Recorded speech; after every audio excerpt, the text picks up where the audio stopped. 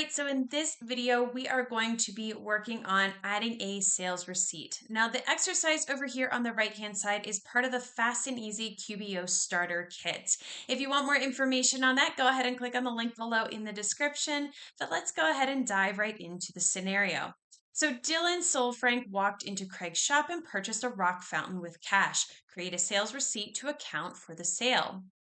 We need to be in the sample company. Now, if you're not sure how to get into the sample company or get your own free QBOA account, go ahead and click on a link below in the description. So let's get started with the exercise. I am here in the sample company. This is the dashboard. The first thing we need to do is click on plus new and then click on sales receipt. So the plus new button is on the left-hand side right here. Click on that. And then we're going to, under customers, select sales receipt. Now the sales receipt transaction is going to show up for us, so let's go ahead and fill it out.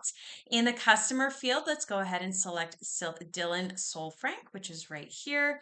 Click on the down arrow, and he happens to be right here at the bottom of that drop down. In the payment method field, we're going to select cash. That is right down here. Go ahead and click on that down arrow, find cash, and click on that. Now we're going to leave the date field, which defaults to today's date, and the deposit fields as is. So the sales date or sales receipt date is right here, deposit to field is right here.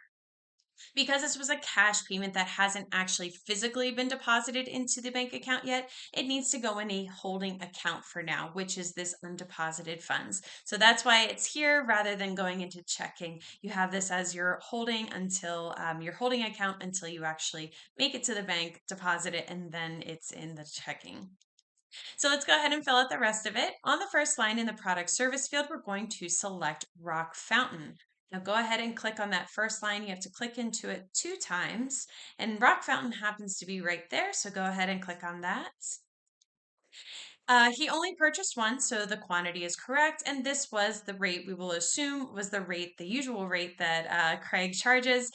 So we are going to leave that as is. So everything is done on this sales receipt. All we need to do now is just click on Save and Close. That is the down arrow right here. Click on that and then select Save and Close. And there you go. Your sales receipt has been created and saved.